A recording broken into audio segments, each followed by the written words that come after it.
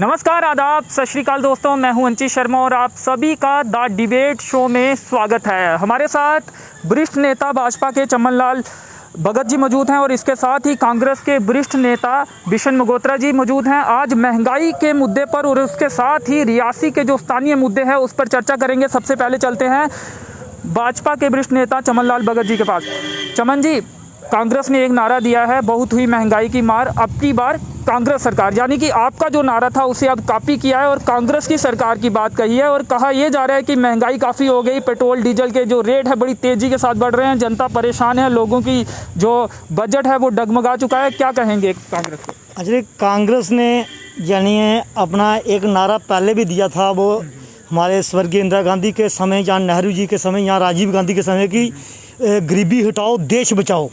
और उस नारे के चक्कर में ये इन्होंने 50-60 साल यानी इस देश पर इन्होंने सत्ता पर राज किया और गरीबी नहीं हटी। अपना भी आपने गिन लिया, अटल बिहारी वाजपेयी जी का जो सरकार थी उसका समय भी आपने गिन। कोई बात नहीं, अगर वो यानी एक तो स्पष्ट भाजपा की सरकार नहीं थी, वो एनडीए की सरकार थी। लेकिन मैं जो करता हूँ, दूसरा मौका जनता ने आपको नहीं दिया। इस देश में सबसे ज्यादा अगर कोई सत्ता में रहा तो वो कांग्रेस सरकार रही है। कांग्रेस का यही नारा था कि गरीबी हटाओ देश बचाओ, और वो नारा लोगों को बहुत अच्छा लगा क्योंकि इस देश की जनता बहुत गरीब थी। उनको लगा कि कोई हमें कोई संभालने वाला है, हमारी कोई सुध लेने वाला है, वो कांग्रेस ही है। तो लोगों ने उनको हर बार मौका दिया। लेकिन मैं एक बात पूछना चाहता हूँ, कांग्रेस का जो नारा था गरीबी हटाओ, मुझे ये बताओ, इसी कांग्रेस ने मतलब जो पेंशन थी ओल्ड एज, गरीबों की बात कर रहा हूँ मैं, उसमें बीपीएल, ओल्ड एज, विडो सभी आते हैं, जो उनकी यानी जो 200 से 250 रुपया पेंशन थी पेंशन उनकी इतनी थी, अभी तक थी, 2014 से पीछे भी उनकी यही पेंशन थी। आज मोदी सरकार ने उन गरीबों को ध्यान में रखते हुए उन्होंने नारा नहीं दिया था कि गरीबी हटाओ देश बचाओ। नारा तो अच्छे दिनों का दिया था। अच्छे दिन आगे क्या? वही अच्छे दिन बता रहा हूँ मैं। 250 जिसको मिलता था उसको 1000 रुपया पेंशन और 3000 रुपया होने वाली है। अगर ये जो यानी कोरोना ये बीमारी जो आई है, पैंडमिक जो बीमारी पूरी देश दुनिया में आई हुई है, अगर ये नहीं होती तो ये 3000 रुपया पेंशन थी गरीब लोगों के लिए। उसमें ओल्ड एज भी आते थे, उसमें यानी उसमें जरूरी नहीं है कि कोई बीपीएल ही हो, सबको वो मिलनी थी। तो आप मुझे ये बताओ कि जो 250 रुपया और जिस प्रधानमंत्री ने 1000 रुपया 3000 रुपया का यानी जो पेंशन देने का जो प्लान रखा हुआ है, 1000 तो दे दी है। अब मुझे ये बताओ, जन धन के खाते खुलवाए कितने, 19 से 26 करोड़ खाते। मैं आऊँगा, आप विस्तार से अपने जो तमाम जो काम आपने किए हैं आप गिनाना। आपको नारा भी कॉपी करना पड़ा, नारा भी आप अपना नहीं दे पाए। देखिए, नारा कॉपी नहीं किया हमने। जैसे जैसे देश के हालात बन रहे हैं और इस भाजपा सरकार ने जितनी महंगाई आज की डेट में देश में कर दी है, पूरे देश में ही महंगाई की हाहाकार है। और डीजल हो, पेट्रोल हो, गैस सिलेंडर हो, चाहे वो सरसों का तेल हो, दालें हो, जो भी चीज़ ले लो आप 2014 का पिछला डाटा निकाल लो, ये इन चीज़ों के क्या रेट थे, और आज 8 साल में इन्होंने मेरे ख्याल में दुगने से भी ऊपर उनको ले गए हैं। हर रोज़ शाम को अगर आप किसी भी दुकान पे चले जाते हो, कोई भी चीज़ खरीदते हो, दूसरे दिन जाओगे तो भाव ऊपर होता है। चाहे वो 10 रुपये बढ़ते हैं, चाहे वो 20 रुपये बढ़ते हैं, मगर बढ़ जाते हैं। किसी समय में कोई भी चीज़ का अगर रेट बढ़ता था वो क्विंटल के हिसाब से बढ़ता था, 20 रुपये 50 रुपये क्विंटल के हिसाब से बढ़ता था।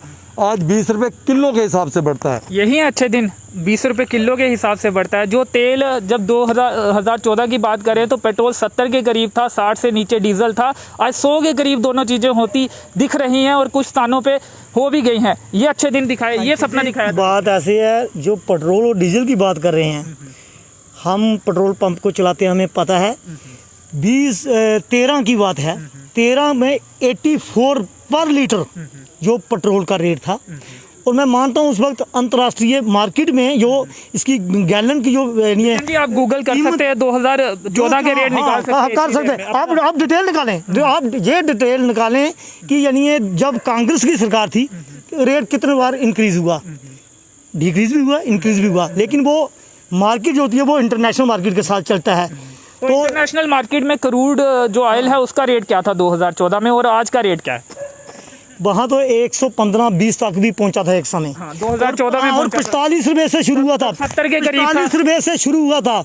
ये मार्केट ये परमानेंट नहीं होती है, ये टेम्परेरी होती है, ये बढ़ती है। ये नहीं मानेंगे आप कि नहीं, मैं आपने मानता हूँ। टैक्सेस बढ़ाए, आपने हाँ? लगातार टैक्सेस बढ़ाए। मुझे ये बताओ, जो यानी जहाँ पर जितनी इंडस्ट्री है सरकार के पास, अभी देखो किसी भी डेवलपमेंट के काम रुके नहीं हैं, नए नए प्रोजेक्ट लग रहे हैं। अगर मैं जहाँ की बात करूँ, स्थानीय मुद्दों की बात करूँ, तो सावलाकोट प्रोजेक्ट मतलब कब की डिमांड थी लोगों की, उसका यानी है। तो नए प्रोजेक्ट बनाने के लिए महंगाई आप नहीं, करेंगे, महंगाई करेंगे ना आप। किसने कहा महंगाई आपने कहा कि नए प्रोजेक्ट किसने कहा महंगाई करेंगे? जब आप बात करें गरीबों की, गरीब जनता के लिए, अब मुझे बताओ नवंबर दिसंबर तक फ्री राशन मोदी सरकार ने किया है। गरीबों के लिए किया ना। पब्लिक वाहन में गरीब भी जाता है ना, तो उस पब्लिक वाहन में डीजल लगता है, तो डीजल महंगा हो गया है, जिससे किराया भी ज्यादा। उसका विकल्प भी रखा है ना कि कोई अगर आप मेरी बात नहीं समझ रहे हो क्या, जो यानी ये फ्री राशन मिलेगा उनको क्या चार्जेस लगेंगे क्या ट्रांसपोर्टेशन के? नहीं ना लगेंगे, उनको फ्री मिलेगा ना। तो दिसंबर तक हम दिए, ये क्यों दिया है? ताकि ये मार्केट स्थिर हो, मतलब जो यहाँ और वो ये किसी का, चाहे सरकार कांग्रेस की होती, ऐसा होना था। कांग्रेस का तो ये जो ऐसी बीमारी आई है कि पूरी दुनिया को इन्होंने यानी परेशानी में डाल दिया है। उनकी इकॉनमी यानी बिल्कुल यानी ख़त्म करके रख दी है, इंडस्ट्री सारी बंद है, जीएसटी कलेक्शन नहीं हो रही है। जीएसटी कलेक्शन कहाँ से? डिफेंस का देखो आपने, ये आप ऑब्जर्व करते होंगे कि डिफेंस कितना मजबूत हुआ है। डिफेंस के मसले में कोई कॉम्प्रोमाइज़ नहीं किया, चाहे वो चाइना के साथ भी, इसी कोरोना के मसले पर ही चाइना के साथ भी कितना हमारा डिस्प्यूट चला, और वो बराबर मुकाबला किया। कितनी डिप्लॉयमेंट की, कितने हथियार ऐसे थे जो वहाँ पर पहुँचाना मुश्किल होता था, वो वहाँ पर पहुँचाए। बिशन जी, इनका कहना है कि गरीबों को फ्री राशन दिया जा रहा है। महंगाई हालांकि देश में है, लेकिन गरीबों को फ्री राशन दिया जा रहा है। इनका साफ तौर पे ये कहना है कि वो मोदी सरकार दे रही है। इस पर क्या कहेंगे? ये बिल्कुल ठीक कह रहे हैं, गरीबों को राशन भी भाजपा ही दे रही है, कभी कांग्रेस ने नहीं दिया था। ये इनका कहना है। कटाश कर रहे हैं? मैं कटाश नहीं कर रहा हूँ, मैं सीधी बात इनके साथ कर रहा हूँ। देखिए अंचल जी, अगर 70 रुपये पेट्रोल था, 60 रुपये डीजल था, 30 रुपये प्रति लीटर पेट्रोल बढ़ गया। उससे पहले ज़्यादा भी हो सकता है। इन्होंने कहा कि उससे पहले ज़्यादा भी था। मैं 2014 के करीब वो बात भी मैं आपको बता देता हूँ। इन्होंने कहा कि 86-87 रुपये पर लीटर भी पेट्रोल कांग्रेस के समय हुआ। उस वक्त प्रति कच्चा तेल जो क्रूड ऑयल मिलता है वो प्रति बैरल 120 रुपये था, तब 87 रुपये मिलता था। आज की डेट में 70 रुपये कुछ पैसे प्रति बैरल है, तब हमको ये 100 रुपया दे रहे हैं। आज 98 रुपये कुछ। गूगल करके आए आप? मैं गूगल करके नहीं आया, मुझे इतना पता है। आज 71 रुपये प्रति बैरल कच्चे तेल के रेट हैं, और ये लोग हमको 97 रुपये कुछ पैसे पेट्रोल दे रहे हैं। और फिर ये कहते हैं कि गरीबों को। मैं आपको एक थोड़ी सी बात, इन्होंने टैक्स बढ़ा दिए, उसमें कमाई कर रहे हैं ये तेल और वो अगर उस पे हम जाएं, जो 70 रुपये मैं आपको बता रहा हूँ, तो आज की डेट में अगर 122 रुपये में, ये कह रहे हैं 87 रुपये 85 रुपये, मगर इनके नाले के लिए कह दूँ 82 रुपये प्रति लीटर था 2013-14 में, और 122 रुपये प्रति बैरल का कच्चे रेट का तेल था। आज 71 रुपये जो है प्रति बैरल उसका रेट है। अगर उसके हिसाब से जाना हो तो आज 45 रुपये प्रति लीटर तेल मिलना चाहिए। ये 60 रुपये उसके ऊपर टैक्स लगा रहे हैं। और मेरे, हो सकता है मैं गलत भी हूँ, मेरे हिसाब से 19 बार इन्होंने टैक्स लगाया, 19 बार इसके ऊपर टैक्स लगाया। जैसे कच्चे रेट के तेल कम हुए, इन्होंने टैक्स लगा के उसको और बढ़ा दिया। यानी कि जो क्रूड ऑयल के रेट कम हुए तब इन्होंने जो रेट कम नहीं किया, टैक्स उसमें बढ़ा। ये आरोप है आप पे। तब रेट, मेरी पूरी बात सुन लीजिए। उसके बाद ये गैस सिलेंडर की बात करते हैं। आज मैं थोड़ा सा विस्तार करके आपको गैस सिलेंडर की बात बता दूं। बड़ा ज़्यादा एक लंबी कहानी ऊपर से चलती है सेंटर से। हमने फ्री में सिलेंडर दिए लोगों को। फ्री में सिलेंडर जो इन्होंने दिए, मैं उसका वेलकम करता हूं, मगर धन्यवाद। उसके नीचे जो छोटे छोटे लाइनों में लिखते हैं कि उस आदमी को 3 साल तक सब्सिडी नहीं मिलेगी जिस आदमी को फ्री में सिलेंडर दिया जाए। ऐसा नहीं है। अभी मेरी बात, जी मैं आऊंगा, मैं आपके पास आऊंगा। ये एक अहम सवाल है कि लोग अगला सिलेंडर जो लोगों ने लेना होगा, क्या उसे पूरे रेट? मेरी बात पूरी होने दो, उसके बाद ये उसका जवाब देंगे। उसके नीचे लिखा होता है भाई साहब, उसका पूरा वो है कि उसके 3 साल तक उसको सब्सिडी नहीं मिलेगी। आज की डेट में तो 50 रुपये 49 रुपये सब्सिडी आ रही है। जब इन्होंने वो सिलेंडर देना शुरू किया था तब 150 रुपया सब्सिडी आती थी लोगों को वापस। 3 साल यानी कि 36 महीने, 36 महीने का 150 रुपये के हिसाब से आप लगा लो। मेरे ख्याल से 36 और 18 36 46 5,000 रुपया, 2,000 रुपये का सिलेंडर जो इन्होंने फ्री दिया, 45-46 रुपया उससे वसूल लिया उसको सब्सिडी ना दे के। फिर वो सिलेंडर जो 370 या 380 रुपये का 2013-14 में था, आज वो सिलेंडर 885 रुपये का रियासी में बिक रहा है। उस आदमी ने वापस उस सिलेंडर को नहीं भराया है जो बीपीएल की रेखा के नीचे गरीब आदमी को सिलेंडर दिया। आज वो सिलेंडर उसके घर में टंकी पड़ी है, वो दोबारा चूल्हे पे आ गया क्योंकि उसका रेट इतना ज़्यादा हो गया। चूल्हे पे आ गया, ऐसा देखा भी जाता है कुछ स्थानों पे। मैं ये नहीं कह रहा कि सबने ऐसा किया होगा, लेकिन कुछ ऐसा। बात की पेट्रोल डीजल की, मैं बताता हूँ आपको, 2004 से लेकर 14 तक पेट्रोल मतलब 82 रुपए तक लास्ट पहुंचा था कांग्रेस के समय। एक आठी 82 तक पहुंचा था ना, और करीब 50 रुपए की बढ़ोतरी हुई थी 2004 से लेकर अपने 14 तक। मोदी सरकार आने से पहले तक करीब 50 रुपए इसकी बढ़ोतरी थी, और गूगल में देख लेना। अब उसके बाद जब 14 से लेकर 2021 तक 82 से 95 रुपए पहुंचा। 6 सत्य है जो बात मैं बोल रहा हूँ, सही बात बोल रहा हूँ। अगर जिस तरह से आप 70 साल की बात कर रहे थे, 70 साल में अगर 70 रुपए रेट हुआ, अगले 7 सालों में आपने 30 रुपए के करीब बढ़ा दिया। 70 साल 70 रुपए, और उसके माफ करिएगा 65 से करीब जो साल थे उसमें 70 रुपए रेट था। उसके बाद 7 सालों में 30 रुपए। इन्होंने अपनी कैलकुलेशन की, मैंने इधर से कैलकुलेशन की है, ठीक है। सोर्स भी बता दे, इसका सोर्स नहीं है, ये नेट से है, अपने गूगल से है। गूगल में भी क्या सोर्स है? 95 रुपए प्रति लीटर तक पहुंचा, ठीक है। अब करीब 13 रुपए की बढ़ोतरी हुई इनके 2004 से लेकर 14 तक, एंडिंग 14 तक इनकी हुई 50 रुपए बढ़ोतरी। इन टोटलिटी देखो ना, इसमें जरूरी है भाई किस ईयर में कम हुआ, किसमें, ये तो बढ़ता करता है और उसका डेली रेट होता है, डेली अप डाउन होता है। अब ये 50, हमारा हुआ 13 रुपए बढ़ोतरी एवरेज, इनका हुआ 50 रुपए। अब मुझे बताओ, यानी इनका कैसे हो गया 50 रुपए? मतलब इनके हिसाब तो वही हो गया। अब जवाब सच्ची बात है, बिल्कुल ये ठीक कह रहे हैं। जनता इसको सुन रही है, जनता ये क्लियर कर। आप मेरे को जवाब देने दो। आपने चमन जी गूगल से निकाल लिया सारा डाटा। मैं यही बात आपको कह रहा था, जब 82 रुपये था तो 122 रुपये प्रति बैलर था। जब आपने रेट बढ़ाए तो आज 71 रुपये है। आप खरीद सस्ता रहे हो और दे महंगा रहे हो, जबकि आज की डेट में रेट इसका अगर अंतर्राष्ट्रीय सिस्टम से ही आप लगाते हैं, भाई हमारे हाथ में कुछ नहीं है, इसका रेट अप डाउन होता रहता। तो कच्चा तेल आप कम रेट में खरीद के कस्टमर को आप इतना महंगा दे रहे हो, तो कहाँ इसका पर्टिकुलर इसका जवाब चाहूंगा मैं। 120 और 71 पे ये कह रहे हैं, हालांकि ये मैं नहीं कह रहा अभी क्या रेट है। मुझे ये बताओ, ये कैलकुलेशन ये बता रहे हैं, अब आप इस बात को मानते हैं जो ये कैलकुलेशन वाले वही सच है? मुझे ये पता था कि 115 तक जो प्रति 2014 में 115 तक प्रति बैरल कच्चे तेल के रेट गए थे, लेकिन उसके बाद जब बताऊँ ना इनको पता है कि कच्चे बैरल के रेट क्या चल रहे हैं इंटरनेशनल मार्केट में। आपने सर्च किया, आप वो भी गूगल में देख ले 2013-14 में कच्चे तेल का रेट क्या था, वो भी देख लेना, और दुनिया भी देख रही है। डिस्टेंस बनाने आप मुझे ये बताएं, अगर इस यानी महामारी में मैं मानता हूं महंगाई बढ़ी है, लेकिन उसके लिए ये आप मानते हैं ना, महंगाई बढ़ी है। महंगाई बढ़ी है। वादा क्या था आपका? वादा क्या था? क्या मैं अच्छे दिन का वादा था? अच्छे दिन महंगाई करके उसके विपरीत हम फ्री राशन भी दे रहे हैं ना गरीबों को, किसानों को। किसान भी गरीब है हमारा, किसानों को 6,000 रुपये साल का दे रहे हैं। क्या कांग्रेस सरकार ने कभी 500 रुपये दिया? और दूसरी बात, लोग गरीब जो होता है वो इलाज नहीं करवा सकता अपना। आप गरीबों की बात करें, हम गरीबों के चौतरफा विकास कर रहे हैं, उनको कभी भी कहीं आँच ना आने दे रही है मोदी सरकार। और मैं पूरे विद फैक्ट बताऊंगा आपको कि किस तरह से।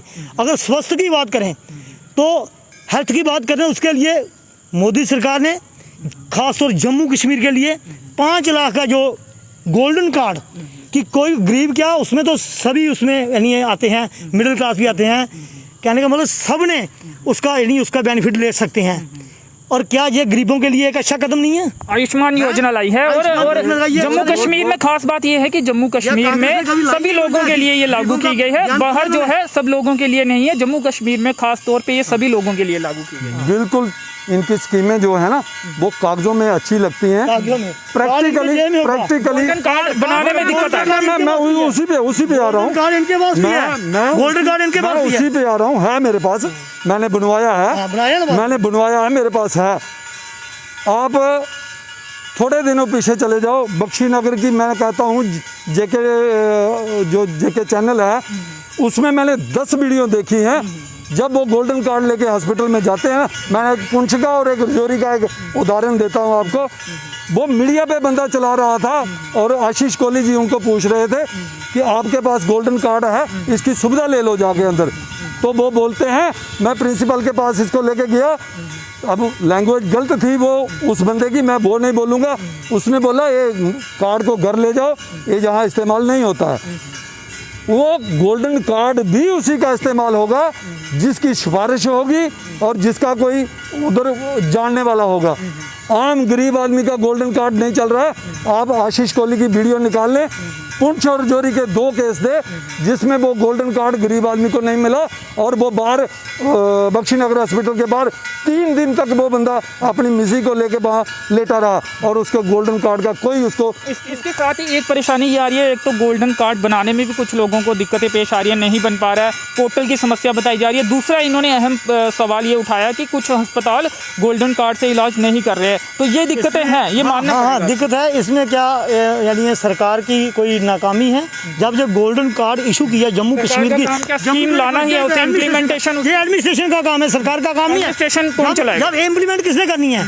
यहाँ इम्प्लीमेंट जो एडमिनिस्ट्रेशन ने करनी है, जो हॉस्पिटल का यहाँ पर है उसने करनी है। एलजी के जरिए कौन राज कर रहा है? जिम्मेवारी किसकी है? जो अच्छा काम होगा उसका क्रेडिट तो आप लेते हैं, मुझे ये बताओ कौन सा ऐसा काम है जो 100% सही होता है इस देश में? अच्छे दिन फिर कैसे अच्छे दिन? अच्छे ये मान रहे हैं आपकी कोई भी, मैं समझता हूँ ना, आपकी सरकार में कोई भी 100% काम कोई नहीं होगा, आपकी सरकार में नहीं होगा। क्या बात करते हो? मुझे ये बताओ, यानी ये जैसे इन्होंने ये बात रखी, शायद को जो उनकी कंडीशनें होगी उस पर वो नहीं सही क्वालिफाई करता होगा, कुछ तो होगा। वो जैसे कहते हैं उसको एडमिट करो, एडमिट करके ही वहाँ पर इसका यानी एक कार्ड चल सकता है। अब कहीं प्राइवेट हॉस्पिटल में चलता है। मोदी सरकार ने तो प्राइवेट हॉस्पिटल को भी इसमें मतलब उसको भी यानी अलाउ कर दिया कि ये कार्ड वहाँ भी चल सकता है, बड़े हॉस्पिटल में भी। अब इससे माना कि कहीं गलती हो सकती है, लेकिन उसमें सरकार का नहीं है, वो एडमिनिस्ट्रेशन का है। स्थानीय लेवल पर बात रखें, वो जो जैसे बताते हैं उस पर चलना चाहिए तो हो जाएगा, इसमें कोई बात नहीं। कार्ड बना अपोजिशन से ये सवाल है, जो कांग्रेस के नेता हैं बिशन मगोत्रा जी, उनसे ये सवाल है कि ये अच्छे से अपोजिशन का काम जो है वो नहीं कर पा रहे हैं, जो बुनियादी समस्याएं लोगों को आती हैं उसे कहीं ना कहीं नहीं उठा पा रहे हैं। ये इल्ज़ाम आपके नेताओं पर लगता है कि आपको सत्ता में रहने की आदत है, आराम करने की आदत है। कहीं ना कहीं आप जिस तरह से भाजपा आपकी सरकार में मुद्दों को उठाती थी, अपोजिशन का रोल अदा करती थी, वो आप नहीं अभी तक करते। देखिए, जैसे आपने कहा कि कांग्रेस सत्ता में रह के आराम फरमाती थी, नहीं, अब मैं कह रहा हूँ कि आदत हो गई है अब उस तरफ। यही बात, कांग्रेस जितनी देर सत्ता में रही उन्होंने आराम नहीं किया, उन्होंने लोगों के काम किए। और काम के मसले में आज की डेट में 8 साल में मोदी सरकार के पास ऐसा कोई काम नहीं है जो ग्राउंड पे दिखा सके। मैं ग्राउंड पे दिखा सकता हूँ, कांग्रेस जब सरकार में, चाहे वो जम्मू कश्मीर में रही। पहले आपसे जानेंगे, उसके बाद इनके पास भी चलेंगे, इनके काम भी जानेंगे। मैं जहाँ हम खड़े हैं, जिस पार्क में हम आज खड़े होकर डिबेट कर रहे हैं, ये कांग्रेस की देन है, जुगल किशोर शर्मा जी की देन है, रियासी का डिस्ट्रिक्ट जुगल किशोर शर्मा की देन है, रियासी का डिस्ट्रिक्ट हॉस्पिटल रियासी का डिस्ट्रिक्ट जिन लोगों ने इतना स्ट्रगल किया, एजिटेशन की, क्या उनकी देन नहीं है? उन्हें आप क्रेडिट नहीं देंगे? देखिए, उस एजिटेशन में हम भी थे, उस एजिटेशन 1998 में उस एजिटेशन में हम भी थे। आप इतिहास को बाईपास कर रहे हैं, तो कहीं इतिहास को बाईपास, मेरे को बताओ, मेरे ख्याल में, मेरे को जहाँ पूरा नॉलेज है, 73 दिन रियासी बंद रहा था, 73 दिन रियासी बंद रहा। उसका रिजल्ट क्या निकला? कुछ भी नहीं, 0। 73 दिन पूरा शहर बंद करके, इतनी एजिटेशन करके, इतने लोगों को डंडे पटवा के मुद्दा उठाया ना, ये मुद्दा बना, डिस्ट्रिक्ट का मुद्दा बना कि रियासी के लोग डिस्ट्रिक्ट की मांग कर रहे हैं। वही बात पे आ रहा हूँ। भारतीय जनता पार्टी सिर्फ लोगों को पिटवाना जानती है और इनसे कोई मसला हल नहीं होता। जब ये डिस्ट्रिक्ट बना, मेरे ख्याल में रात को लोग सोए थे, तो सवेरे डिस्ट्रिक्ट अनाउंस हुआ और गुलाम नबी आज़ाद साहब और जुगल किशोर शर्मा की देन है, जिन्होंने कोई एजिटेशन नहीं करवाई, कोई पहले जुलूस नहीं किए, कोई मेमोरेंडम नहीं पास करवाए, ना लोगों को पूछा। उनको पता है कि कहाँ क्या चीज़ चाहिए। जुगल किशोर शर्मा, गुलाम नबी आज़ाद को पूरी स्टेट का पता था किस जगह पे कौन सी चीज़ चाहिए, उन्होंने दी। इसीलिए मैं कह रहा हूँ कि कांग्रेस काम करने में पीछे नहीं रहती है। मैं गिनाना शुरू करूँ तो सवेरे हो जाएगी।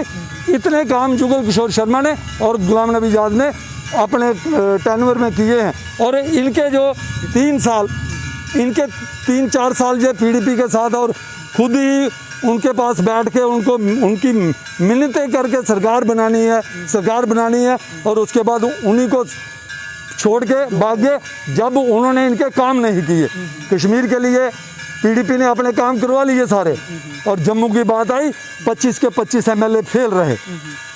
अब बताओ मेरे को, उन 25 एमएलए ने जम्मू प्राइमरी में कौन सा ऐसा प्रोजेक्ट लाया, कौन सा ऐसा काम किया? आपने 2.5-3 साल जो 4 साल उनके रहे हैं, उल्टे उनके ऊपर घोटालों के रोप लगे हैं, चाहे वो कमिश्नर गुप्ता हो, चाहे वो निर्मल सिंह जी हो, चाहे कोई और हो।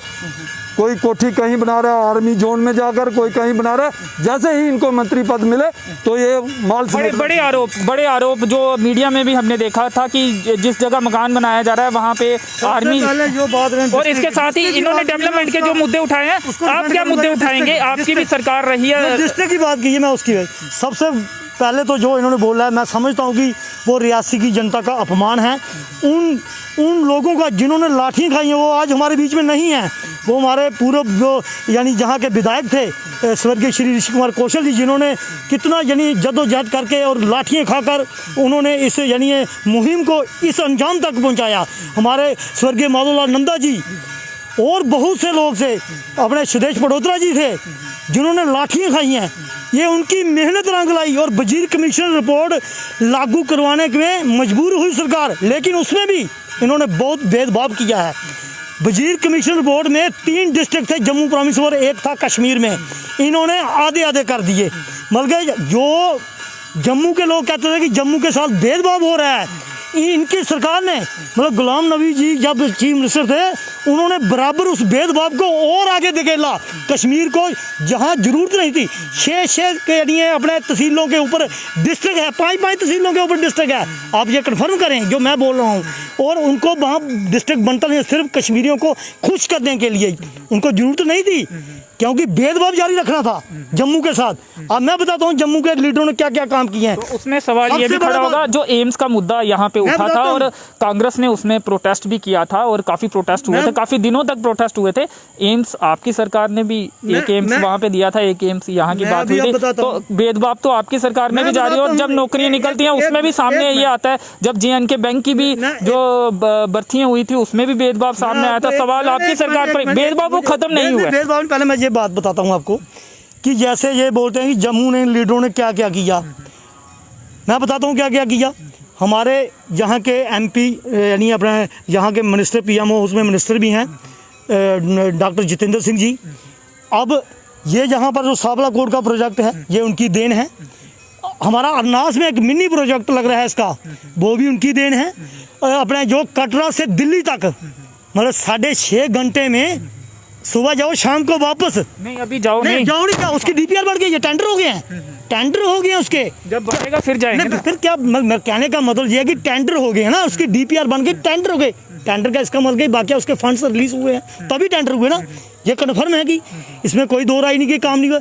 और कितना बड़ा काम है, मतलब कटरा माता वैष्णो से दिल्ली तक एक्सप्रेस हाईवे। इन्होंने कहा कि जिस पार्क में खड़े हैं वो मैं आऊंगा उस पे, जिस पार्क में खड़े हैं ये भी इनकी देन है। एक पार्क की बात मैं बताता हूँ बीजेपी ने क्या किया, ये जिनको बोल रहे हैं एलिगेशन ला रहे हैं कि 25 यानी MLA ने कुछ नहीं किया। पार्क का क्रेडिट देंगे।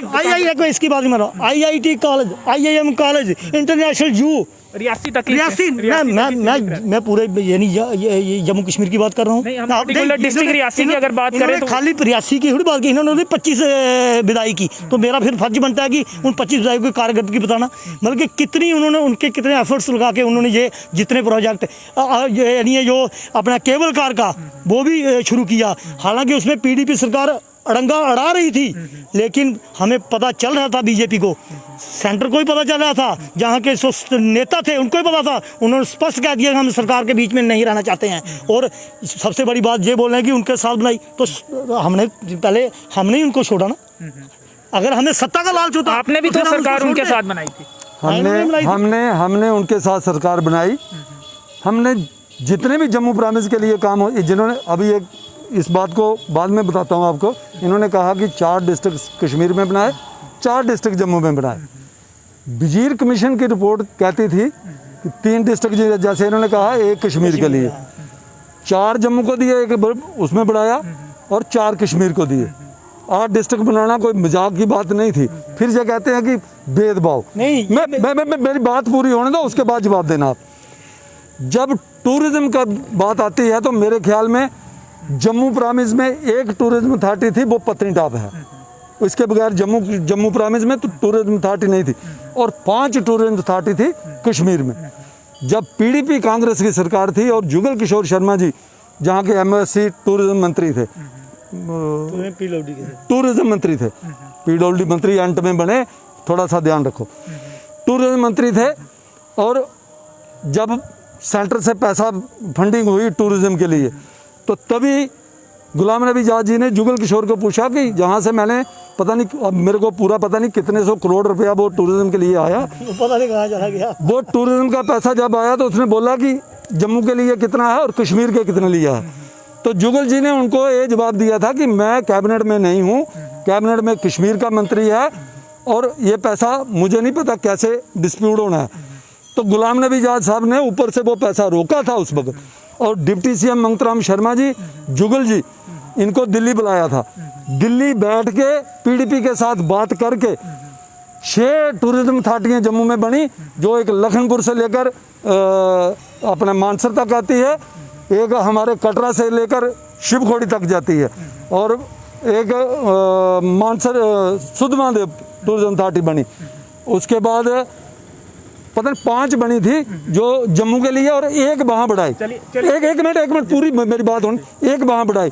उसके बाद वहाँ से फंडिंग हुई। रियासी के मुद्दे पे ज्यादा रहना चाहते नहीं, अब इन्होंने मेरे को उधर ले गए, फिर वही उसी बात पे अब रियासी का ही मुद्दा आता है ना। अब वो जुगल किशोर अगर टूरिज्म का मंत्री था, 9 देवियों से लेकर शिवखोड़ी तक टूरिज्म के कितने पैसे लगे उनके टाइम पे इधर, चाहे टीआरसी ले लो, चाहे शिवखोड़ी ले लो, चाहे शिवखोड़ी या टोपर ले लो, चाहे तनसर का। सड़क नहीं बना पाए थे, लेकिन कौन सी सड़क नहीं बन पाई? हमें 4.5 साल मिले थे।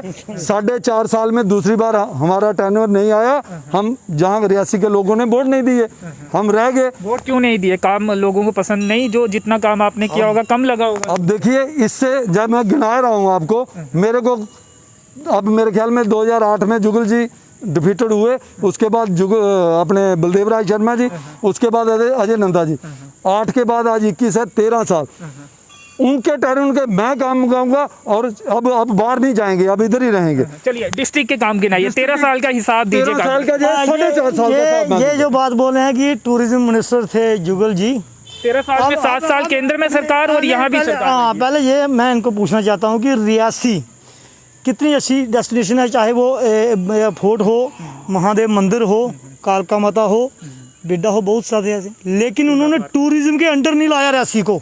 ये कितनी मतलब एक शर्म की बात है। रियासी के साथ कैसा भेदभाव है?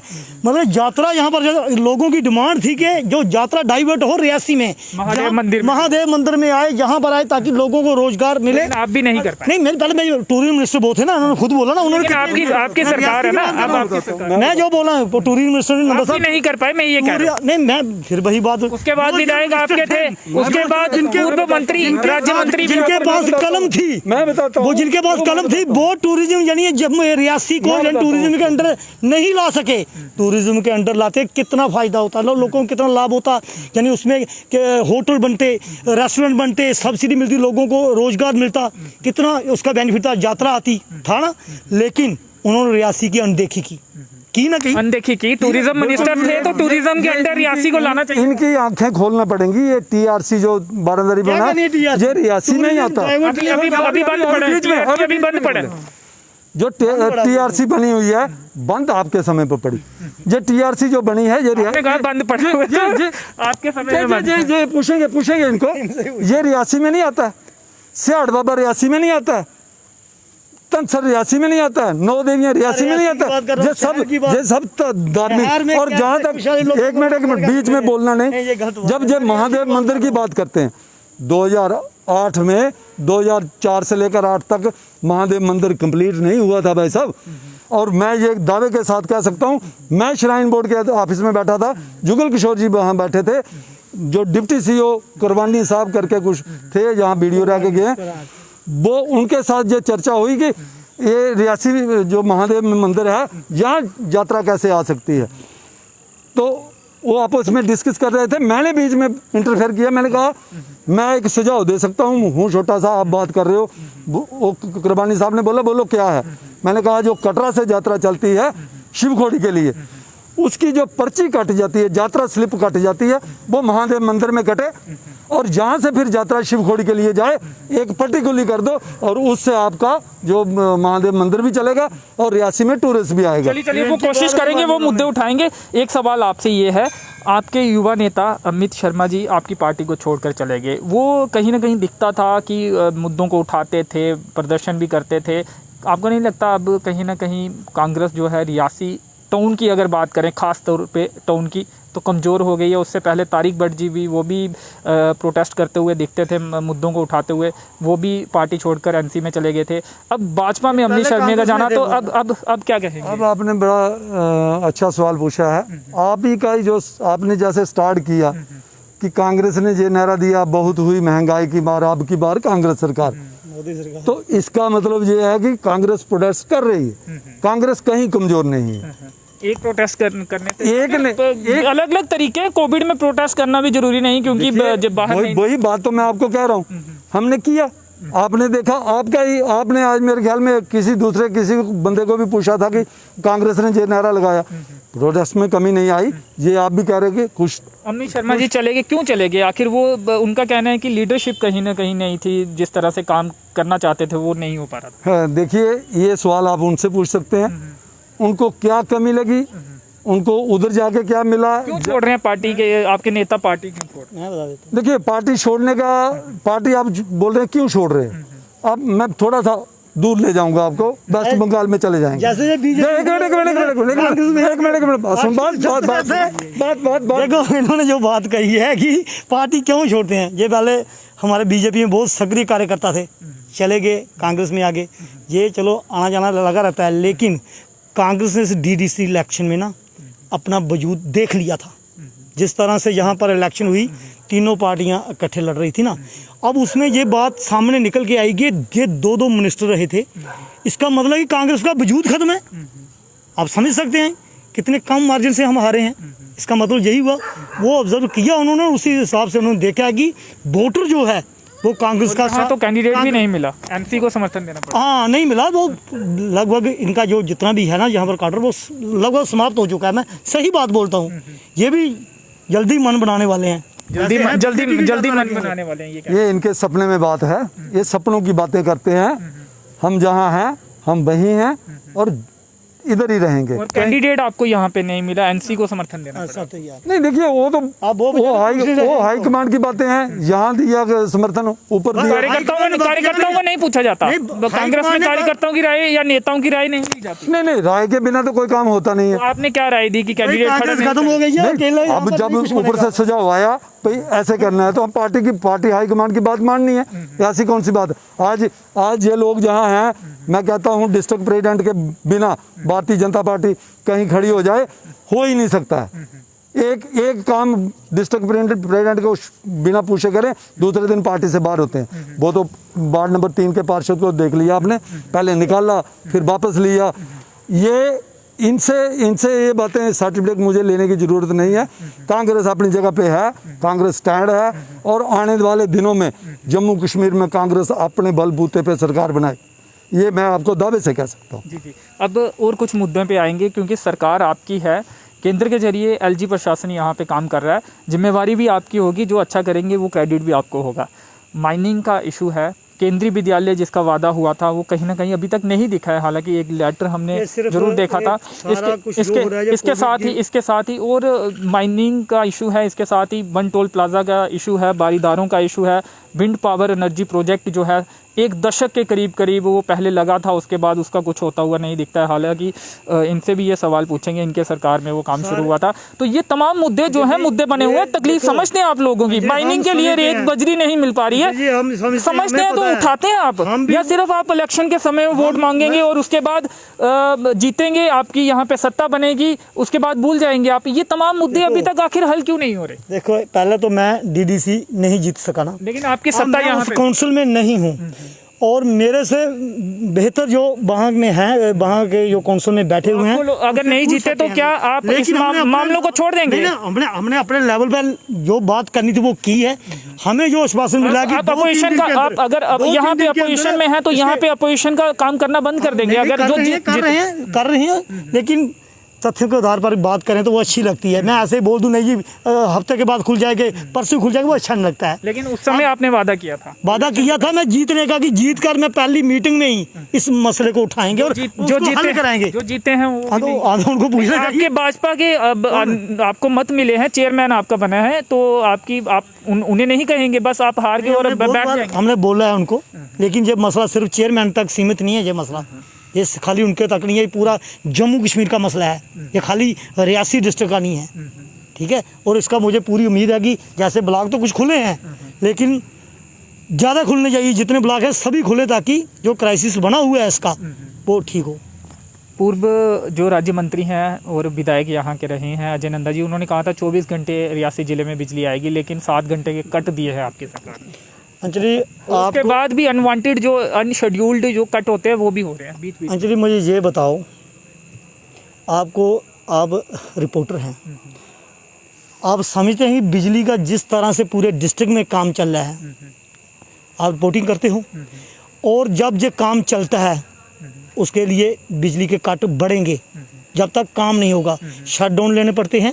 बहुत से ऐसे यही अच्छे दिन थे आपके, अच्छे दिन के। अब आप एक मकान बना रहे हैं, जब तो वो बनेगा तो अच्छा तो तब लगेगा जब कंप्लीट होगा। 7 सालों में आपका मकान खत्म नहीं बना अभी तक। और कांग्रेस ने किया क्या था ये देश में? कांग्रेस ने कितने हजार, बिल्कुल रियासी की बात करूं, यानी जहां पर टोड में देखो, बेसमत में देखो, साड़ी में देखो, बिजली नहीं पहुंची आज तक।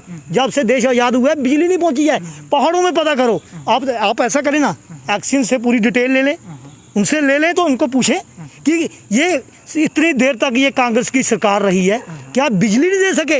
ये मोदी सरकार कर रही है, और इतने फार फ्लंग एरिया हैं कि उसमें टाइम लगता है। और मैं समझता हूँ कि 85% 90% काम बिजली का लगभग हो गया है। आपकी सरकार ने क्या किया? आपकी सरकार ने इतने सालों तक क्या किया? यहाँ भी आपकी सरकार रही, केंद्र में भी आपकी सरकार रही। तमाम ये समस्याएं जो है, बुनियादी ढांचा जो है बिजली का, वो कहीं ना कहीं मजबूत आपकी सरकार नहीं कर पाई। हालांकि अब तो जिम्मेवारी इनकी है, लेकिन जो सिस्टम होना चाहिए था, जो इंफ्रास्ट्रक्चर बिजली और पानी का होना चाहिए था, वो आपकी सरकार, क्योंकि ज्यादा राज आपने किया है, जवाबदेही कहीं ना कहीं आपकी होगी। अभी जो जवाबदेही है इसके ऊपर पूरा जवाब दूंगा आपको। इनकी चमन जी की एक जनरल नॉलेज के लिए मैं कह दूं, ये कह रहे हैं ना कि एक्शन के पास जाओ, उसके पास जाओ, इसके पास जाओ। मैं 2007 में फुकोड़ी, डमार, डंगाकोट अपना प्रचार करने गए होंगे, इलेक्शन के दौरान गए। सुनो 2007 में कोई इलेक्शन नहीं हो रही थी। 2007 में कोई इलेक्शन नहीं हो रही थी अंचित जी। मैं जो आपको कह रहा हूँ, फुकोड़ियों में बिजली थी, डंगाकोट में बिजली थी, देवीगढ़ में बिजली थी। बीच में नहीं बोलना, बीच में मैं कह रहा हूँ आपको, मैं खुद वहाँ गया हूँ और मैंने अपनी आंखों से देखा। फिर मैं एक बात और बता दूं, आज के जो विधायक हैं रियासी के, अब अजय नंदा जी, इनके पिताजी जब उन्होंने इलेक्शन लड़ी 1983-84 की बात है, मेरे ख्याल 83 की बात है। इन्होंने जब इलेक्शन लड़ी थी, मैं भारतीय जनता पार्टी का एजेंट बन के टूट गया था तब भी बिजली थी वहां पर, तब भी बिजली थी वहां पर। किसने देखा? एक मिनट बिजली अभी लगी है। मैं अभी अभी अभी अभी लोग जिंदा है वहां पर, वो लोग बीच में नहीं बोलना। मेरी बात के बाद नंबर दूंगा, मेरी बात के बाद पूछना मेरी बात के बाद जवाब देना, मेरी बात के बाद जवाब देना। मैं प्रैक्टिकली अभी लगी नहीं लगी अभी मैं प्रैक्टिकली बात कर रहा हूँ। मैं गया हूँ वहाँ पर और भारतीय जनता पार्टी का एजेंट बन के गया था, झूठ बोल तब भी बिजली थी वहाँ पर। और ये आज की बात कर रहे हैं। फिर मैं जब दूसरी बात कहता हूँ, हाँ टोट के लोग सुन रहे होंगे, वो फैसला करेंगे। टोट के लोग कमेंट के जरिए बताएं कि उस समय अगर उन्हें जो युवा लोग हैं वो अपने बुजुर्गों से पूछ के बताएंगे उस समय क्या बिजली वहाँ पे थी या नहीं थी। बिल्कुल बिल्कुल बिल्कुल बिल्कुल। ये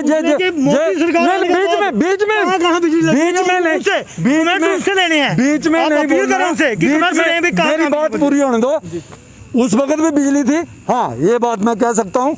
उस समय उस गांव में 50 घर होंगे, 60 घर होंगे, आज उस गांव में 500 घर बन गया होगा। तो समय समय के आधार पर जरूरत बढ़ती है, ट्रांसफार्मर अलग अलग और लगाना पड़ते हैं, ये बात हो सकती है। मगर लाइट तब भी थी। फिर आ गई बात इनकी जो इन्होंने कहा। एक कमेंट ये आया कि टोट में 1980 से बिजली है, ये कमेंट यही कमेंट है ना। अगर आप बिल्कुल एक ही कमेंट है और कमेंट मैं गया हूँ बीच में नहीं बोलना। अब बात आ गई इनकी, अब बात आ गई इनकी जो माइनिंग की बात थी 1983 में नहीं थी। ये भी बात कोई कर रहा है, क्योंकि अलग अलग एरिया हो सकते हैं, पीछे कोई अलग एरिया हो।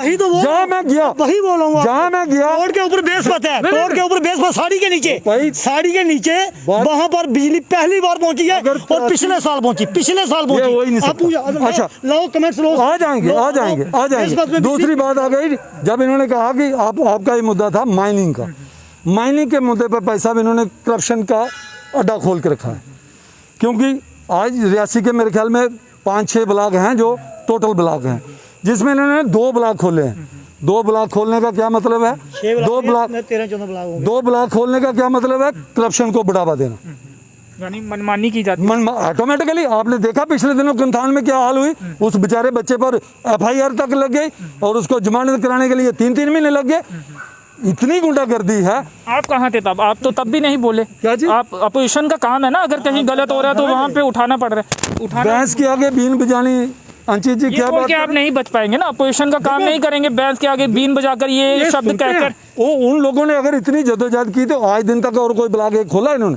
नहीं खोला। बिशन जी एक सवाल आपसे ये है कि DDC की इलेक्शन में मात्र एक उम्मीदवार आपका जीत पाया पूरे डिस्ट्रिक्ट में। अगर आपने इतने काम किए हैं, जुगल जी मंत्री रहते हुए उन्होंने यहाँ पे डेवलपमेंट की है, विकास की गंगा बहाई है, तो आखिर उसके बाद आपको वोट क्यों नहीं मिला? जुगल जी को वोट क्यों नहीं मिला? और उसके बाद DDC की इलेक्शन में आपका क्या हाल हुआ? और सरपंच जो PRIs की इलेक्शन हुई पंचायती राज के तहत, उसमें भी आपके बहुत से ऐसे सरपंच थे जो हार गए, उनको हार का सामना करना पड़ा। BDC चेयरपर्सन भी है जो आपके सपोर्टेड, हालांकि सरपंच और उसमें कोई पार्टी का जो चुनाव चिन्ह नहीं होता है, पार्टी का जो चिन्ह होता है वो नहीं होता, लेकिन अपने अपने समर्थन, कांग्रेस जो तमाम पार्टियां हैं वो अपना अपना समर्थन कैंडिडेट्स को जताती हैं। हमने देखा कि वो लोग आपके लोग हारे हैं, तो कारण क्या मानते हैं? और अब आप मान भी नहीं रहे हैं कि आप ये भी नहीं मान रहे हैं कि कहीं ना कहीं चूक हुई, आप कह रहे हैं कि आपने डेवलपमेंट की, फिर आप लगातार चुनाव हारते क्यों जा रहे हैं? हाँ, ये बड़ी अच्छी बात आपने पूछी। आत्मचिंतन की जरूरत है आपको। इलेक्शन जीतना और काम करवाना, ये दोनों अलग अलग मुद्दे हैं। दोनों अलग अलग। जनता के कहीं ना कहीं सवाल चिन्ह उठा रहे हैं ये कि जनता समझदार नहीं है। नहीं, डेवलपमेंट के नाम पर वोट नहीं। समझदार है, जनता बहुत समझदार है, मगर एक कांग्रेस पार्टी से भारतीय जनता पार्टी एक मसले में बहुत आगे है, उसका मुकाबला हम नहीं कर सकते।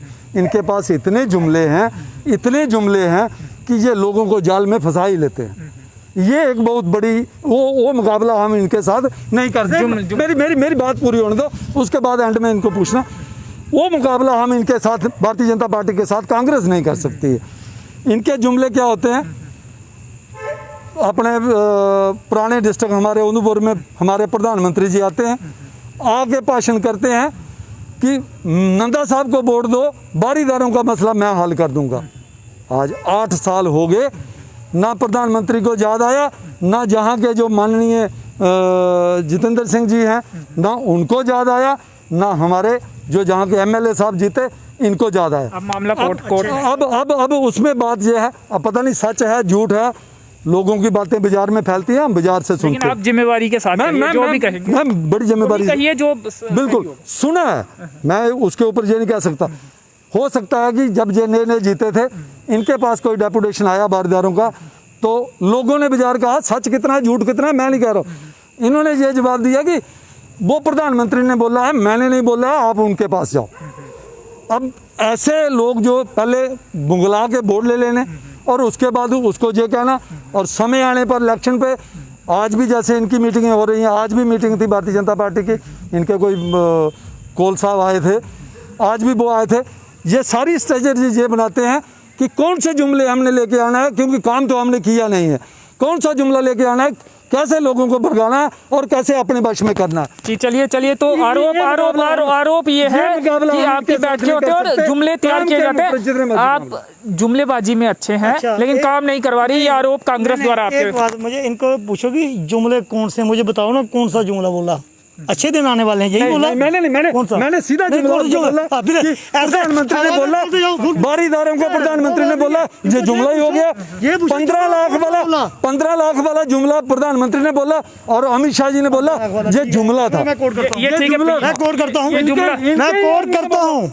एक ने स्पीच की, दूसरा बोलता है जुमला था। ठीक है, एक मिनट, इन्होंने बोला कि प्रधानमंत्री, हालांकि ये हमारा विषय नहीं है ये, हाँ हमारा विषय, लेकिन फिर भी मैं इसका जवाब दूंगा। जुमले की बात इन्होंने बोला था कि प्रधानमंत्री बोला 15 लाख रुपया हर एक अकाउंट में मिल सकता है, ये बोला था? नहीं बोला था, मैं राजनीति छोड़ दूंगा और ये बात बोलेगी, ये बात समझ रहे हैं उन्होंने बोला क्या था, इनको आज तक ये पता चल गया बोला क्या है प्रधानमंत्री। क्या बोला? प्रधानमंत्री जी ने बोला था कि विदेशों में इतना काला धन पड़ा हुआ है कि मैं उसी बात में, वो काला धन लाया, नोटबंदी की, काला धन आया। मैं पूछता हूँ, क्या बात कर, जुमले की बात कर रहा हूं। तो वो जो 15 लाख जो बात क्या बोला था, उन्होंने बोला कि इतना काला धन है, अगर ये आ जाए तो इतना पैसा, ये नहीं बोला लोगों को देने, उन्होंने इतना पैसा कि मतलब एक परिवार को 15 लाख रुपए मिल सकता है, इतना काला धन इन्होंने वहां पर रखा है। जो काला धन रखा गया था वो वापस लाया आप? नहीं, मुझे बताओ, अब हर कंट्री के अपने कोई रूल होते हैं, जैसे ये कांग्रेस बोलती थी, अब आप कुछ नया ढूंढिए, नया कुछ बोलिए। नहीं, मैं बता रहा हूँ, ये इनके समय में ये सारे घोटाले हुए हैं, आपको सारा पता है, बल्कि सरकार दुरुस्त करिए ना, जिन्होंने घोटाला किया उन्हें उन पर कार्रवाई कीजिए। मतलब इनके बड़े लीडर तो बेल पर है ना, इनके बड़े लीडर बेल पर हैं, करप्शन चार्जेस लगे हुए हैं उनके ऊपर, यानी लगे हैं या नहीं लगे आप बताएं, मतलब इनको पूछ लें कि लगे नहीं लगे, वो तो बेल पर हैं। लेकिन 2G पर कोर्ट ने कुछ और ही कहा। चलो कहीं हो सकता है, ट्रायल में नहीं हो सकता है, नहीं कर पाई।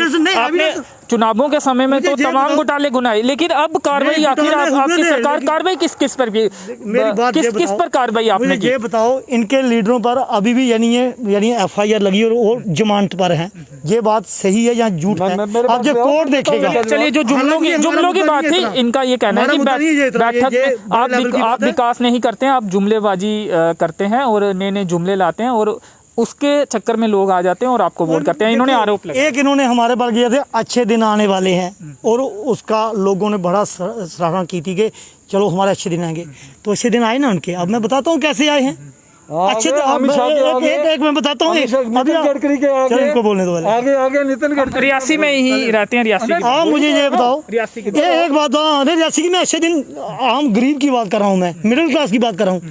किसानों को 6-6 हज़ार रुपये मिला, क्या ये अच्छी बात नहीं है? मुझे बताओ, कभी कांग्रेस ने 500 भी दिया? जन धन योजना के तहत कोरोना काल में सबके उनके सभी के खातों में मतलब 25-26 करोड़ यानी अकाउंट जो खुला था जीरो बैलेंस पर, उनके सभी के खातों में पैसे आए। अब मुझे ये बताओ, 26 करोड़ मल्टीप्लाइज करना हो अगर पूरा, तो अरबों की रकम बनती है, अरबों की। ये कौन से पैसे की बात कर रहे हैं आप? किसानों के तो नहीं, वो अलग है, मैं बताऊँ, अच्छे दिन की बात कर रहा हूँ। जो गरीबों को कोई नहीं पूछता था, कोई उधार नहीं देता था, वो उनके खाते में पैसे आए। अब 6-6 हज़ार रुपये किसानों के खाते में आ रहा है। वो जो लोगों से उधार लेते थे, इंटरेस्ट पर पैसा लेते थे, वो उनका यानी वो इंटरेस्ट 6,000 में किसान क्या क्या कर लेगा एक साल में? मैं बताता हूँ कैसे था। अब जो जिसने ज़मीन की जुताई करनी हो, बुआई करनी हो या कटाई करनी हो, उसमें खर्चा होता है। अब जो छोटा किसान को उसकी ज़मीन भी थोड़ी होगी, तो वो कम से कम उसकी अगर उसको 10,000 15,000 रुपये खर्च आएगा तो 6,000 रुपये सरकार की तरफ से मिल जाए। पहले भी तो करता था ना वो, जब वो किसी को उधार लेता था तो यही कहते हैं यार थोड़े पैसे हैं, थोड़े से उधार दो। मैंने चमन जी, अब इसे डिबेट को ख़त्म करते हैं, और ख़त्म करने से पहले ऐसे कौन से प्रमुख मुद्दे हैं जो आप ईमानदारी से चाहते हैं कि उनका हल तत्काल से होना चाहिए, ताकि जो रियासी ज़िले की जनता है उन्हें राहत मिल सके? देखो, मायने का मसला मुद्दे तो बहुत ये गंभीर मुद्दा है, ये हल होना चाहिए, हम भी चाहते हैं। तो बाकी टोल प्लाजा की बात जो, तो ये एग्रीमेंट नेशनल कॉन्फ्रेंस और कांग्रेस की सरकार थी केंद्र में। अब ये हंस रहे हैं, हर साल होता है, हर साल नहीं मैं बताता हूँ ना, रेट हर साल बढ़ता है। मैं एक बात बताता हूँ ना, आप कम से कम पुराना रेट ही रहने देते हैं। जो पुराना है रेट। ना, उसमें कंडीशनें जो पहले लिखी जाती हैं, जब भी कोई एग्रीमेंट होता है, किसी दुकान का भी अगर एग्रीमेंट करना हो तो उसकी कंडीशनें लिखी जाती हैं। तो आप बदल नहीं सकते, सरकार पार्लियामेंट तो सब कुछ कर सकती, सुप्रीम है पार्लियामेंट, सुप्रीम है। यहाँ का मुद्दा नहीं है, ये देश में बाकी जगहों पर भी है, और इसीलिए कर पा रहे आप, नहीं कर पा रहे आप, मानिए आप, आपके नेता नहीं कर पाए, तो जनता के लिए पॉलिसी चेंज क्यों नहीं कर रहे आप? इसलिए उन्होंने बोल दिया है, हमारे केंद्रीय मंत्री जी ने बोल दिया है, गडकरी जी ने बोला है कि 7 साल हो गए, अब और कितने एक साल के बाद 2021 एंड या 22 तक हम इसको टोल फ्री कर देंगे पूरे देश को। वो उसमें GPS सिस्टम लगेगा गाड़ियों में, जितना रोड आपने इस्तेमाल किया उतने चार्जेस लगेंगे। ये झगड़ा सारा खत्म हो जाएगा और पूरे देश का होगा, ठीक है ना। तो टोल का मसला हल नहीं होगा, उसी समय होगा जब ये प्रयास जारी है, लेकिन मैंने जो आपको बता दिया, जो फैक्ट है वो यही है कि। और मैं आपके पास आता हूँ, और क्या मुद्दे हैं ऐसे जो आप चाहते हैं कि तत्काल से हल? मैं पूरे जिले की बात करूँगा, और टूरिज्म को लेकर भी कौन से ऐसे स्थान हैं जो आप चाहते हैं जिनकी डेवलपमेंट हो? हाँ, इसके लिए मतलब कि पहले तो हमारी ये डिमांड है कि रियासी जो सिटी है ये टूरिज्म के अंडर आनी चाहिए, ताकि यात्रा जो श्राइन बोर्ड अपने शिवखोड़ी में जाती है वो कम से कम रियासी से गुजर कर जाए, ताकि रोजगार जहाँ के दुकानदारों को मिले। एक रोड मैप बने पूरा। हाँ, रोड मैप बने, बस ये हमारी डिमांड है, ये होना चाहिए। और उसमें जो साथ में जितने भी हमारे गांव हैं बहुत ही अच्छे हैं, बल्कि यानी बहुत ही सुंदर जो है, जब जहाँ की मतलब टूरिस्ट प्रभावित हो सकता है उसको देखकर, वहाँ पर टूरिस्ट जाना चाहिए, उसके लिए कोई प्लान बनना जिले के लिए एक रोड मैप बनना चाहिए कि जो भी माता वैष्णो देवी में श्रद्धालु पहुँचते हैं वो पूरे जिले का दौरा करे और 2-4 दिन यहाँ हमारे जिले में। इतना तो पॉसिबल नहीं है कि कोई बोले कि नहीं है इतनी दूर पहाड़ों में जाना पीछे, लेकिन कुछ श्रद्धालु होना चाहिए। जैसे डगन टॉप है, वो मैं समझता हूँ पत्नीटॉप से बेहतरीन जगह, मैं खुद गया हूँ, लेकिन नहीं कर पाए अभी तक, कुछ नहीं ज्यादा नहीं कर पाए। इनकी सरकारें रही हैं, वहाँ के 2-2 मंत्री रहे हैं, कांग्रेस के 2-2 मंत्री रहे हैं, NC के मंत्री रहे हैं। रोड बीजेपी ने यानी मोदी सरकार ने बनाई है, जो रोड मोर की रोड है। आप करेंगे अपने नेताओं से बात करेंगे। से ऊपर सिंगल रोड था, ज्योतिपुरम से आगे सिंगल रोड था, आज रोड देखो ये किसने बनाई है? ये मोदी सरकार ने बनाई है। गाँव में रोड जा रहा है, ये PMGS किसने बनाई है? अटल जी की सरकार ने बनाई थी, तब आज। और रामाकुंडा के लिए बात करेंगे आप?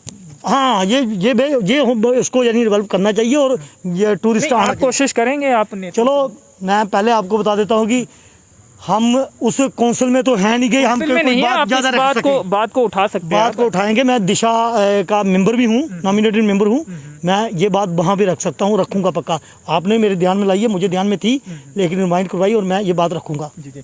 आने वाले समय में अपोजिशन का रोल अदा करते हुए कौन कौन से ऐसे मुद्दे हैं जो आपको? अंचित जी, आपको मेरे 2-3 सवाल हैं, वो पूरे मेरे से सुन लेना। जैसे इन्होंने टोल की बात कही कि केंद्र सरकार के मंत्री हैं नितिन गडकरी जी, उन्होंने बोला मैंने पूरे देश को टोल फ्री कर देना है। पहले तो ये कहते हैं कि NC और कांग्रेस की सरकार थी तो उन्होंने ये रोड मैप बनाया था। इनके नॉलेज में ला दूं, ये नेशनल हाईवे अथॉरिटी जो है ये सेंट्रल सरकार के हाथ में होती है, चाहे वो कांग्रेस की हो चाहे वो बीजेपी। एक मिनट पहले मेरी बात पूरी बात होने दो। चाहे वो सेंटर में कांग्रेस सरकार हो चाहे बीजेपी की सरकार।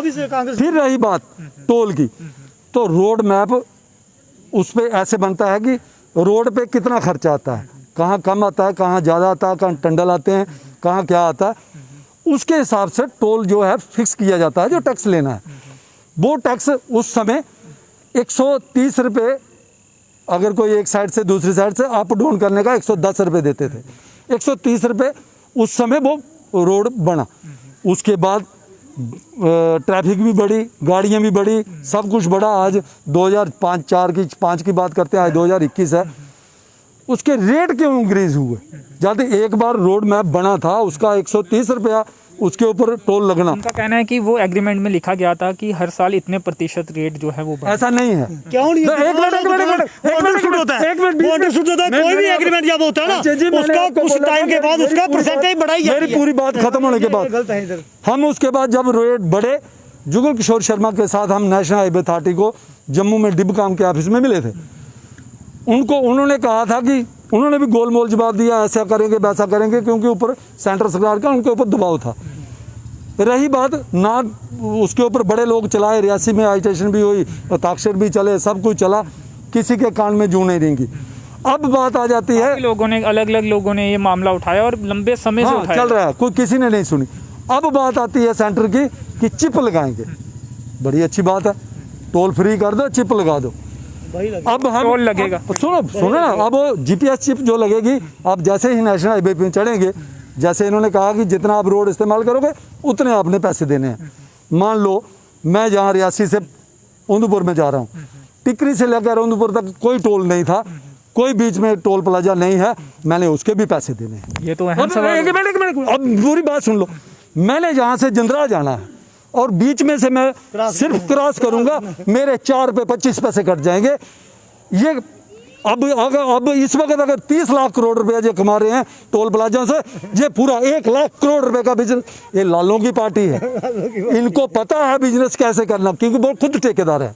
नितिन गडकरी और शरद पवार इकट्ठे काम करते हैं ठेकेदारी का। इनके पास बड़े बड़े प्रोजेक्ट हैं, उनको पता है पैसा कमाना कैसा है, जनता का खून कैसे चूसना है, ये नितिन गडकरी जी जानते हैं। क्योंकि टोल प्लाजा लगा के हमारा 20-50 किलोमीटर लोग फिर भी फ्री में यूज़ कर रहे हैं, वो भी नहीं करने देंगे। ये पैसे निचोड़ लेंगे जनता के। ये जीपीएस जो कर रहे हैं, ये इससे तो हमारी चमड़ी भी उतर जाएगी जो जीपीएस लगा रहे। चलिए हाँ, मेरा सवाल ये है कि कुछ इंपॉर्टेंट मुद्दे जो आप आने वाले समय में उठाने जा रहे हैं, जिनसे जनता को कहीं ना कहीं राहत मिलेगी, कुछ अहम मुद्दे जो रियासी के, जो एज ए अपोजिशन होने के नाते, जिम्मेवार अपोजिशन होने के नाते आपको लगता है कि वो मुद्दे आपके द्वारा उठाए जाने चाहिए? मैं वो भी बताता हूँ। फिर आ जाती है, इन्होंने डीडीसी भी बात की, जहाँ चेयरमैन जी भी हैं, जैसे मेरे से पहले बात छूट गई। प्रधानमंत्री ने बारीदारों की बात की। अब हमारे जो डीडीसी काउंसिल हैं 13 के 13, चाहे उसमें कांग्रेस है, चाहे उसमें एनसी है, चाहे उसमें अपनी पार्टी है, सब ने उसमें कहते हैं कि 13 के 13 आदमी ने रेगुलेशन डाला और 14 के 14 आदमी ने रेगुलेशन डाला, बारीदारों का मुद्दा हासिल करेंगे। मेरे को ये समझ नहीं आती है, जब देश के प्रधानमंत्री ये बात कह के जाते हैं कि मैंने करना है, अब चेयरमैन उनको रेगुलेशन डाल के देंगे, उनको क्रॉस करेंगे, देश के प्रधानमंत्री को क्रॉस करेंगे।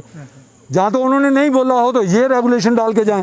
मैं कहता हूँ कि डीडीसी मेंबर ने 14 के 14 मेंबर माननीय जितेंद्र सिंह के पास जाएं, जितेंद्र सिंह के पास जाके वहाँ पर जाके उनके आगे बात रखें। ये रेगुलेशन डाल रहे हैं, बेवकूफ़ बना रहे हैं। मैंने पहले भी कहा कि इनके पास जुमले बहुत है, इनको पता नहीं किसने ये दिया। लेकिन उसमें तो बाकी लोग भी हैं ना, सब भाजपा के डीडीसी मेंबर। मैं कह रहा हूँ ना, 14 के 14 उनके झांसे में आ गए।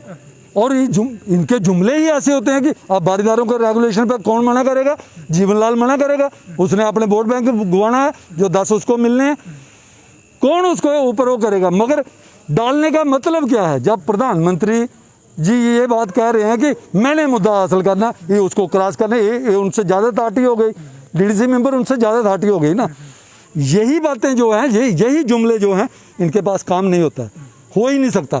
अब इनका फिर जैसे आपने कहा बारीदारों का मसला कोर्ट में है, इनका रेगुलेशन क्या करेगा वहाँ पर? क्यों लोगों को बेवकूफ़ बना रहे हैं? क्यों उन बेचारों को जो इतनी देर से जद्दोजहद कर रहे हैं, उनका मसला कोर्ट में है, ये रेगुलेशन डाल रहे हैं। और जब इनके बड़े लीडर को आज, लेकिन सवाल आपसे ये बलदेव राय शर्मा जी आज का मुद्दा नहीं है, मुद्दा आज का नहीं है, मुद्दा आप की सरकारों का मुद्दा है, आपकी सरकार। तब आप इस पर क्या जवाब देंगे? मसला बनाया किसने? बिल्कुल है। जब जगमोहन गवर्नर ने ये बोर्ड बनाया, बोर्ड बनने के बाद बारीदारों का मुद्दा चला। जब 2002 में ईमानदारी से, अब इसमें ईमानदारी दिखानी पड़ेगी, क्योंकि जनता देखती है, जनता सब समझती है। आप इसमें जुमलेबाजी की आप बात कर रहे थे, आप भी कुछ जुमले बोलकर जनता समझ रही है कि आपकी सरकार। मैं एक भी गलत बात नहीं बोलूँगा। जब 84 में 86 में जब बोर्ड बना, जगमोहन जी ने बोर्ड बनाया।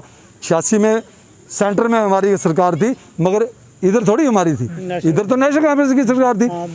उसके बाद 2002 में जब हमारी सरकार आई, आप अंचित जी सेक्रेटरी से जो सारा पलंदा ऑन रिकॉर्ड है, जुगल जी ने। मेरा सवाल ये था उसके बाद आपकी सरकारें नहीं ना, यही सवाल मैं वही पूछ तो रहा हूँ मैं कि कह रहा हूँ। इनका समय तो अभी 7 साल में वही तो मैं कह रहा हूँ, वही तो मैं कह रहा हूँ कि 2002 में जब ये बिल जुगल किशोर शर्मा जी ने हिमाचल में 9 देवियों का पूरा टूर किया, जुगल जी ने टूर करने के बाद बिल बना के जब इधर रखा, तो यही मेरे ख्याल में एक जुगल किशोर जी एमएलए थे उस वक्त भारतीय जनता पार्टी के नरगोटा से, क्या विरोध किया? नरगोटा से। और आज भी मैं कह सकता हूँ, मैं हो सकता कल परसों आपको दे दूंगा, विश्व हिंदू परिषद ने बोला था ये बिल पास नहीं होना चाहिए, ये बिल कारण होगा उसमें कुछ और बातें वो रखना चाहते हैं क्या? देखो मैं कह रहा हूँ ना, जुगल किशोर शर्मा ने वहाँ बिल रखा जे बारीदारों का मसला। इस पर मैं इनकी राय भी जरूर, क्या लगता है कि ये देखो ये सारी बातें हवा में कर रहे हैं। सेक्टर से निकाल सकते हैं। पहला नंबर बारीदारों को उजाड़ने का जो कांग्रेस ने जो काम किया है, वो कांग्रेस को वो माफ नहीं कर सकते हैं, और नेशनल कॉन्फ्रेंस ने, बीजेपी का उसमें कोई रोल नहीं था, ना तो हमारी सरकारें थी। अगर हम ऐसा कोई काम होता भी बीजेपी थी तो उनको यानी उनकी जो जीविका चलती रहे उसकी कोई व्यवस्था कर रहे। हम चाहते हैं कि ये, मतलब हम भी चाहते हैं, ये भी डिमांड रखें कि उनकी कुछ यानी उनको कुछ यानी कुछ ऐसी व्यवस्था की जाए, चाहे वो नौकरियों में हो, यहाँ कहीं जो दर्शन की प्रायोरिटी है वो तो होनी चाहिए ना, वो तो जल्दी होनी चाहिए। बाकी हाँ, पूजा करने का अधिकार जिस तरह से किया है वो तो एडमिनिस्ट्रेशन देखेगी उसकी, लेकिन मैं ये कहना चाहता हूँ ये कांग्रेस की देन है। आज बारीदारों को अगर इतनी कंडीशन उनकी खराब है तो उसकी जिम्मेदार कांग्रेस है। तो जो टोल टैक्स पे बात हुई थी जीपीएस की, कहीं ना कहीं होमवर्क करके आए हैं वो भी, आपको लगता है? उन्होंने कहा, मुझे ये बताओ, इन्होंने एक रेट बता दिया कि हमने क्रॉस करना है 4 रुपए कुछ पैसे बता दिए, अभी रेट अभी डिसाइड नहीं रेट डिसाइड नहीं, इन्होंने कहाँ से बताए? इन्होंने कहाँ से बताए? क्रॉस करने का 4 रुपए कुछ पैसे बता दिया। जीपीएस लगेगा, जीपीएस लगेगा, लेकिन उसका रेट किसने फिक्स किया? उसका रेट बहुत उनको कहता हूँ 1 रुपया लगेगा। आपने 4 रुपए बोला ना, फिर क्या 1 रुपया देना पड़ेगा ना? अगले कुछ मुद्दे आप मुद्दा ये था, ये इन्होंने जैसे कहा कि ये बारीदारों का कांग्रेस का उद्देन है। 2008 में जुगल जी हार गए, उसके बाद वो एमएलसी बने, अपर हाउस के लीडर थे, तब भी बिल लाया, तब भी जुगल किशोर ने बिल लाया, तब भी ये बीजेपी के एमएलए ने उसका समर्थन नहीं किया। ये भी आंट कार्ड है, क्यों ये सेक्रेटरी की बात है। समर्थन कश्मीर वाले जिनके साथ इनकी सरकार थी। नहीं अब बात आपकी सरकार की है, कश्मीर वाले नहीं, अब बात आपके साथ इनकी सरकार थी, कश्मीर वालों के साथ कश्मीर वाले नहीं कर रहे थे। सही बात तो ये है, आपकी सरकार भी रही, पीडीपी बीजेपी की सरकार है, और पीडीपी के साथ आपकी सरकार भी रही, तब भी क्या कोशिश किया? बीजेपी ने लाया था, अब बीजेपी ने, और पीडीपी नहीं मानी तो हमने सरकार ही तोड़ दी। वो बड़ी देर की बात है। बीजेपी ने कोशिश की थी, बीजेपी ने कोशिश की, मुझे पता है। जुगल किशोर एमएलसी 2016 में उतर गए और सरकार बाद में गई है।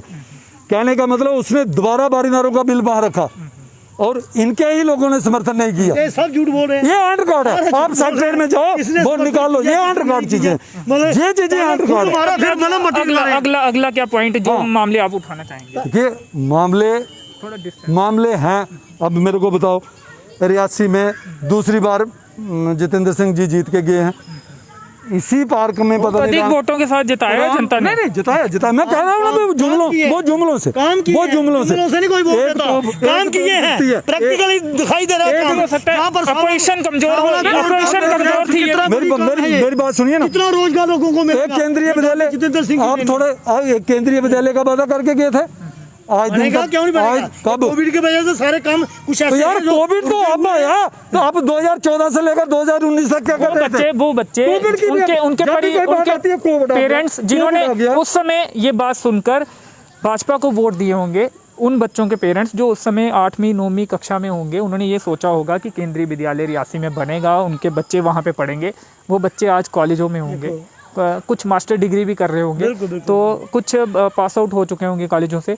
तो ये सवाल कहीं ना कहीं पूछा जाएगा ना, तो इस पे आपको ईमानदारी तो कम से कम रखनी चाहिए। जनता रियासी की आपको देगी ये वादा, तो 7 साल बाद भी अभी स्कूल, कोई बात नहीं, मतलब ये इसका प्रोसेस सारा हो चुका है और फाइल लेट हो गया, ये तो मानेंगे ना, लेट हो गया।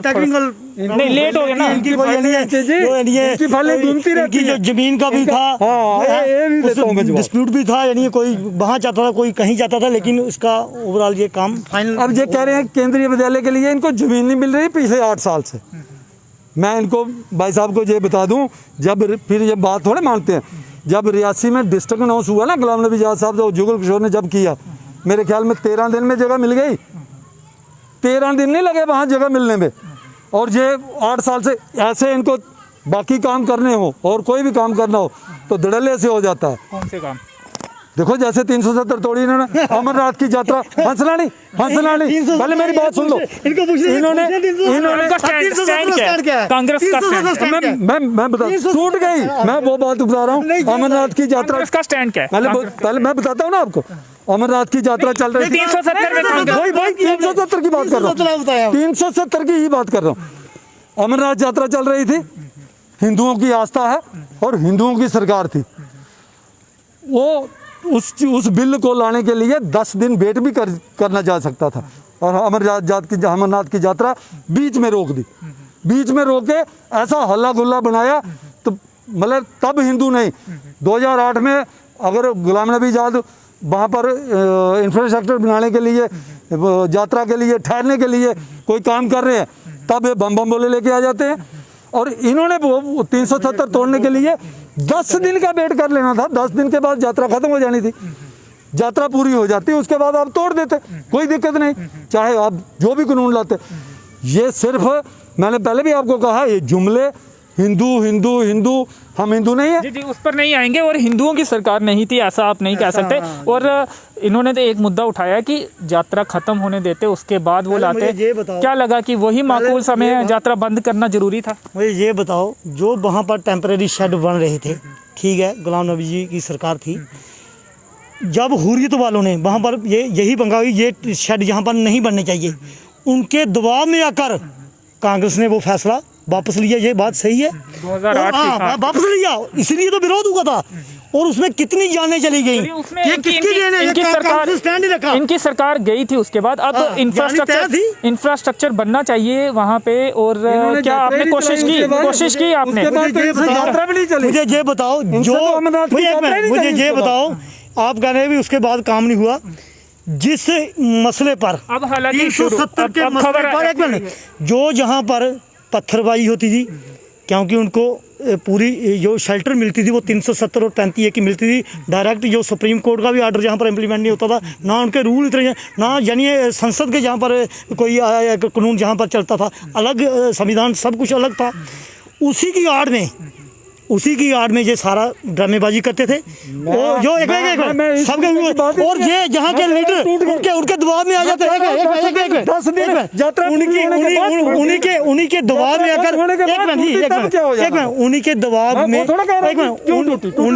के दबाव में इन्होंने यानी वो यानी हिंदुओं की आस्था के साथ खिलवाड़ किया, उनको निराश किया। लेकिन उनका भी यही आरोप है। चलिए अब रियासी के विकास के लिए, रियासी के डेवलपमेंट के लिए, रियासी की, चलिए एक बार 370 स्टैंड, क्योंकि एक अगर आपका विजन क्लियर है कि किस तरह से डेवलपमेंट करनी है, अपोजिशन किस तरह से करनी है, 370 पर आपका स्टैंड क्या है? मोदी सरकार ने, क्या आप सरकार में आएंगे तो इस फैसले को वापस करेंगे या फिर ये स्टिल इसी पे रहेंगे? देखो 370 का मुद्दा अब मेरे ख्याल में खत्म। आपका स्टैंड क्या है? खत्म। अब आपकी सरकार, मुद्दा ही नहीं है 370 का, टूट गया, खत्म हो गया। हम इनके तरह जुमले नहीं, अच्छा हुआ बुरा हुआ, हम जुमले नहीं फेंकते हैं। अच्छा हुआ बुरा हुआ, ये देश स्टेट की जनता, यूटी की जनता जवाब देगी, अच्छा हुआ बुरा हुआ, ये हो गया, एक नेता हो, ये खत्म। मंदिरों के शहर को शराब की दुकानों का शहर कहा जा रहा है, इस पर क्या जवाब देंगे आप? ईमानदारी के साथ चाहूंगा इसका जवाब दें, क्योंकि शराब की दुकानों का शहर, शराब की दुकानें खोल दी हैं। ये जहाँ की एडमिनिस्ट्रेशन का, एलजी साहब का, कौन चला रहा है? कौन चला रहा है? जवाब कौन देगा? जब कोई कड़वा सवाल आएगा, तीखा सवाल आएगा, आप कहेंगे मैं इसका विरोधी हूँ, मैं विरोध करता हूँ। विरोध करेंगे अपने नेताओं के समक्ष। अभी तक किया, हम इसका विरोध करते हैं, नहीं खुलनी चाहिए, ये नहीं खुलनी चाहिए। बोलेंगे अपने नेताओं को, आज भी आपके बड़े नेता आए थे, अभी तक नहीं बोला। मैं यहाँ पर लाइव यानी आप पे आया हूँ, लोग सभी लोग सुनेंगे, मैं चाहता हूँ ये बंद होनी चाहिए, शराब बंद होनी चाहिए। इसका मतलब कि पहला नंबर पे रैना जी से लेटर लिखेंगे, मिलेंगे। सबसे पहले जहाँ पर कोई बीजेपी की सरकार नहीं है जम्मू कश्मीर में, ठीक है, ये एडमिनिस्ट्रेशन है, एलजी साहब हैं, वो इंडिपेंडेंट है, वो किसी के अंडर काम नहीं ब्यूरोक्रेट नहीं है वो ब्यूरोक्रेट नहीं है, वो भी भाजपा के नेता थे और उनको एलजी बनाया गया है यहाँ पे ताकि लोगों को किसी के अधीन नहीं होती है, ये खुद वो चला रहे हैं जम्मू कश्मीर को, ये उनका काम है। ये इसमें बीजेपी को अच्छे से चला रहे हैं। शराब का मैं चाहता हूँ, मैं खुद बोल रहा हूँ, ये बंद होनी चाहिए। यूटी बनने के बाद ये तो बंद होनी चाहिए, मैं कहता हूँ बंद होनी चाहिए। लेकिन सिर्फ बोलने से कैसे होगा, इसके लिए कुछ करेंगे, मिलेंगे रविंद्र रैना जी से मेरे पास तो कोई ऐसी पावर है नहीं कि मैं खुद बंद कराऊं। आपने मुझे बोला, मेरी राय ली, मैं चाहता हूँ ये बंद होनी चाहिए। बीजेपी का होने के बावजूद मैं कहता हूँ ये बंद होनी चाहिए। गलत फैसला है, गलत फैसला है, आपने गलत फैसला। कोई लेटर लिखेंगे, ये आप सोच सकते कभी कह सकते हैं ये अच्छा फैसला है, हम कभी नहीं कह सकते।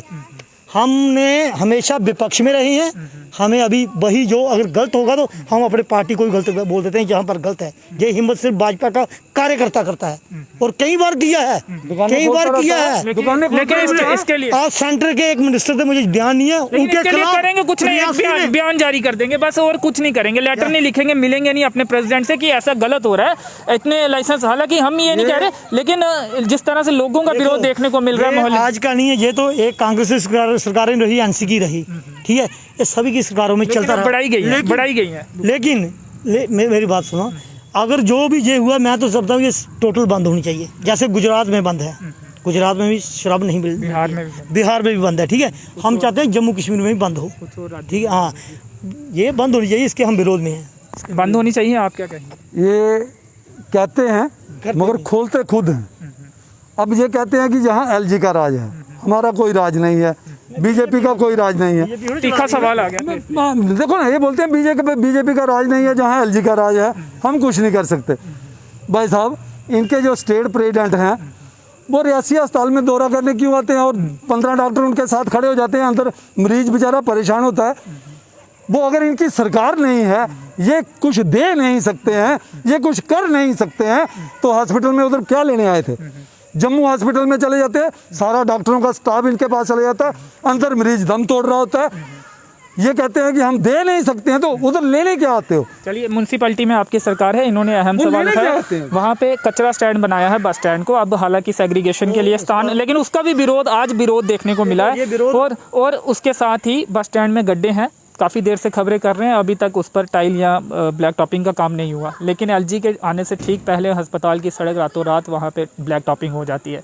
तो क्या कहें इसे, जनता परेशान, लेकिन ठीक एक एलजी के आने से ठीक पहले जो है रातों रात ब्लैक टॉपिंग करने की क्या ज़रूरत थी? क्या वो सच्चाई ना देख लें इसलिए और पूरा चमका दिया जाता है और मीडिया को भी वहाँ पे अलो नहीं किया जाता है? तो सिस्टम अगर यहाँ पे कहीं ना कहीं गड़बड़ है तो सवाल हम पूछेंगे और जिम्मेवारी भी आपको लेनी पड़ेगी, क्योंकि जिस पार्टी से आप आते हैं उसी पार्टी की केंद्र में सरकार है और केंद्र के जरिए यहाँ का जो प्रशासन है वो काम कर रहा है। ये जो बात आपने मुझे अभी बोली है ना, ये एडमिनिस्ट्रेशन को पूछ सकते हैं आप, डीसी साहब को पूछा था इसका, आप ये आपके हिसाब से सही है गलत है? वो अच्छा इसका जवाब दे सकते हैं। नहीं, सही किया या गलत किया? नहीं, चलो रोड बन गई ना, अच्छा, रोड बना तो अच्छा हुआ, बस स्टैंड वाला रोड बना तो अच्छा हुआ, बस स्टैंड वाला भी बनेगा जल्दी में बना, जल्दी में बना। बस स्टैंड है अंदर का, वो खराब है, लेकिन जो ये वाला है मेन रोड है, अभी ब्लैक टॉपिंग हुई है। आपकी सरकार में हुई ना? हाँ, हमारी सरकार। लेकिन आपने कहा कि आपकी सरकार नहीं है। मैं वही, इसीलिए मैंने कहा कि आप कभी मुझे ये बताओ, किसी की सरकार में हुआ, जो काम हुआ है तो अच्छा हुआ है, जल्दी में काम हुआ है, किसी का काम हुआ है, जल्दी में काम हुआ है, रातों रात काम हुआ है, इतनी जल्दी हुआ ना, काम हो गया तो अच्छा हुआ ना, इतनी जल्दी उसकी जल्दी मैं काम तो फास्ट होना चाहिए, बल्कि मैं सोचता हूँ रात को जहाँ भी पढ़नी चाहिए, ये हमारी डिमांड है। जो भी मापदंड होते हैं, हो सकता है कि वहाँ पे क्या पता वहाँ पे अपनाएंगे या नहीं अपनाएंगे। इमरजेंसी वर्क में ये चलता है, और कोई इमरजेंसी क्या थी? अब गवर्नर साहब आ रहे थे तो चलिए, हमने ऐसा भी देखा है रियासी में, हमने दिखानी उनको आपने जो बोला कचरा जो 13 नंबर वार्ड में चला गया, मेरे को आज उस चीज़ की भी वो वीडियो देख के मुझे भी हैरानी हो गई। म्यूनसिपलिटी दफ्तर में बैठ के ये लोग उसको पास करते हैं और भाजपा के ही काउंसलर जो हैं वहाँ जाकर विरोध करते हैं। यही जुमले हैं, मैं कितने गिनाऊँ आपको? मतलब आप अपने ऑफिस में बैठते हो, वहाँ पर आप पास कर दिया, डीसी साहब ने 10 कनाल जगह दे दी और चेयरमैन साहब ने अड्डे पर इंटरव्यू दे दिया कि उन्होंने दिया जगह, हमको वेलकम करते हैं, जहाँ बैठ के सारे के सारे काउंसलर उसको पास करते हैं। उधर उसके बाद भाजपा के 2 काउंसलर जाके उधर विरोध करते हैं। ये क्या है? फिर आप बोलते हो बस स्टैंड पे खड्डे हैं, फलान है, टींग है, ये कहाँ स्टैंड करते हैं? भाजपा के ही लोग कहाँ stand विरोध करते करेंगे और भाजपा की ही सरकार देखिए, जहाँ साइन करते समझ में नहीं है, जहाँ समझ साइन में करते हैं वहाँ जाकर विरोध करते हैं। हम इसका यानी साइन इसका नहीं पता साइन किए या नहीं किए, लेकिन चेयरमैन ने ये जरूर जब चेयरमैन बीजेपी के काउंसलर हैं, चेयरमैन वेलकम कर रहा है, फिर काउंसलर अलग से जाकर उसके काउंसिल जहाँ तो उसके विरोध में है। कुछ गड़बड़ है जी, अच्छा, कुछ इसके बाद- गड़बड़ दिख इसके बाद क्योंकि सत्ता भाजपा की है। लोगों का विरोध हो सकता है। नहीं उन्हें उसमें काउंसलर थे, मेरी बात देखो। काउंसलर थे, नहीं, काउंसलर लोग कहाँ से नहीं जाता थे, है? लोग नहीं थे, सुनता है काउंसलर, लोग काउंसलर ने लाए थे, लोग काउंसलरों ने लाए थे, 2 काउंसलर उनको लीड कर रहे मुझे थे। भी लोगों का फोन आया था आया कि ना, इस तरह से इसलिए नहीं, होगा पहले आया था कि यहाँ पे हमारे कुछ घर हैं जिसका विरोध हम करेंगे, वो पहले फोन आया था। आज जो देखा गया कुछ लोग भी थे और पार्षद भी, मुझे तो एक बार यही कारण हो सकता है, क्योंकि ये कोई नहीं चाहता कि हमारे घर के पास ये चीज बढ़े, तो उसका विरोध हो सकता है, हुआ हो विरोध, जहाँ तो बोल दिया। उसके बाद जब उन लोगों को पता चला होगा, उन्होंने विरोध किया होगा। अब काउंसलर ने जहाँ से वोट लिए हैं तो लोगों की बातें तो सुननी है, उनकी जो डिमांड है, उनकी जो प्रॉब्लम्स हैं, उनको सुनना है ना। इससे ये पता चलता है ना भाजपा में सब कुछ ठीक नहीं है, म्यूनसिपैलिटी में भाजपा में सब कुछ ठीक नहीं चल रहा है, क्योंकि भैया, एक तरफ तो ये जहाँ भी खुशी करते। ये जहाँ भी ये कटरा की भी यही समस्या थी, जहाँ पर भी जमीन लाट हो भाई यही समस्या पैदा थोड़ा होती सा है। इसके ऊपर जवाब अब इसका देना ये करेंगे कुछ तो कुछ इसका। देखिए, आप कह रहे हो ना कि लोग भी थे, मैं मानता हूँ लोग अपने घरों में कचरा नहीं फेंकने देते। ये चमन जी को भी पता होगा, जब घरों में नहीं बाहर फेंकना। जब ये 4 नंबर वार्ड में जहाँ जो म्यूनसिपलिटी का वो लैंड है, वहाँ पर भी इन्होंने एक बार जेसीबी भेजी, खड्डा निकाला, चमन जी भी वहाँ थे, मैंने इनको आवाज़ लगाई कि यहाँ ये कचरे का ढेर बना रहे हैं। हमने विरोध किया, हमने लोग नहीं इकट्ठे किए, 4 लोग इकट्ठे हुए, हमने विरोध किया, हमने नहीं बनने दी। अब बात ये आ जाती है कि आप सरकार में हो, काउंसलर आपकी है, लोगों के साथ नारे लगाने की क्या जरूरत है? आप इधर बैठ के अपनी काउंसिल को बताएं और उसको कैंसिल करवाएं। काम वो होता है, काम लोगों को बताना है कि मैं काम कर रहा हूं, मैं आपके साथ खड़ा हूं, मैं नारे लगाऊंगा। दूसरी बात, अब एक थोड़ा सा जैसे आपने बोला कि रियासी के काम जो 4 नंबर वार्ड में जो म्यूनसिपलिटी का जो एरिया है, वो वहाँ पर मैंने सुना अब मल्टीनेशनल पार्किंग बनने जा रही है। अच्छी बात है, बननी चाहिए, डेवलपमेंट होनी चाहिए। उसके लिए एक तो वो रोड से वो पुली तक रास्ता दे रहे हैं, दूसरा जो 4 नंबर वार्ड के लोग इस साइड से जाते हैं और जहाँ ट्रांसफार्मर लगा है, जहाँ से हमको एक गली चाहिए, ये आपके माध्यम से मैं चेयरमैन साहब को, ईओ साहब को, डिप्टी कमिश्नर साहब को, उनके आगे ये रिक्वेस्ट करता हूँ कि वहाँ से जब भी ये काम शुरू करें तो वहाँ से 8 या 7 फुट 100 मीटर की 100 मीटर नहीं 100 फुट होगा, सड़क तक चाहिए या नहीं पुली तक जो जहाँ ट्रांसफार्मर लगा है, गली आने के लिए। हाँ, इस मोहल्ले को कंडक्ट मिल जाए। ये मैं चेयरमैन साहब के आगे भी अपील करता हूँ, माननीय एग्जीक्यूटिव ऑफिसर जो हमारे हैं यहाँ पर ठाकुरदास जी, उनके आगे भी ये रिक्वेस्ट है और डिप्टी कमिश्नर के साहब भी है क्योंकि ये रास्ता लोगों का बंद ना हो, वो रास्ता हमको मिल जाए। एक तो ये मेरी डिमांड है। चलिए आप जल्दी हाँ, बताइए। दूसरा, अब रियासी के अनेकों मुद्दे हैं, गिनाते गिनाते गिनाते गिनाते काम तो हुए नहीं। सरकारें आपकी रही, आप हल नहीं कर पाए। जब जब जब जब हमारी सरकारें रही तब तक खड्डे पड़े 13 साल में, खड्डे पड़े 13 साल में। हम तो बचपन से ही देख रहे हैं कि काफी देर तक खड्डे रहते थे, फिर कुछ सालों के बाद फिर ब्लैक टॉपिंग होती थी, उसमें भी काफी कमियां पाई जाती थी क्योंकि सही से काम नहीं होता था, फिर गड्ढे होते थे, लोगों को परेशान। दो चार जैसे आप बोल रहे हो, जितने एक हमारे डिस्ट्रिक्ट में जितने क्रशर लुक प्लांट लगे हैं, इसका क्या मतलब है कि काम हो रहा है, नहीं तो ऐसे क्यों लगाने हैं? बल्कि काम हो रहा है, उनकी डिमांड है, उनकी रिक्वायरमेंट लोगों को चाहिए, ठेकेदारों को चाहिए, डिपार्टमेंट को चाहिए। पहले क्या थी? पहले क्या थे? कौन सा लुक प्लांट था? एक क्रशर भी नहीं था। ये यही था जो 12 वाला। आज कितने क्रशर लगे हैं? इसका मतलब क्या है कि काम हो रहे हैं, काम हो रहे हैं। नहीं, उसमें कुछ नेता नहीं आ जाए। मैंने इस मसले गिना दीजिए आप। एक तो पुराना था, उसके बाद कितने और थे, ये गिना भी देना। मैं आपको में है, इधर है, उसके बाद मोर में है, सजरू में है, उसके बाद यानी कोड़ी में है, पब्बर में है, जिम्मेदारी के साथ डेरा पब्बर में है। इतने क्रशर ये काम चल रहा है तो तभी इतने क्रशर, ये जो आपकी 3 साल की सरकार चली, इतनी परमिशन आपने दी है। और क्या गलत किया? इतनी परमिशन आपने दी ये तो काम ये सारे के सारे जिस चीज की जरूरत है, ये सारे जिसके बगैर पुराने हैं।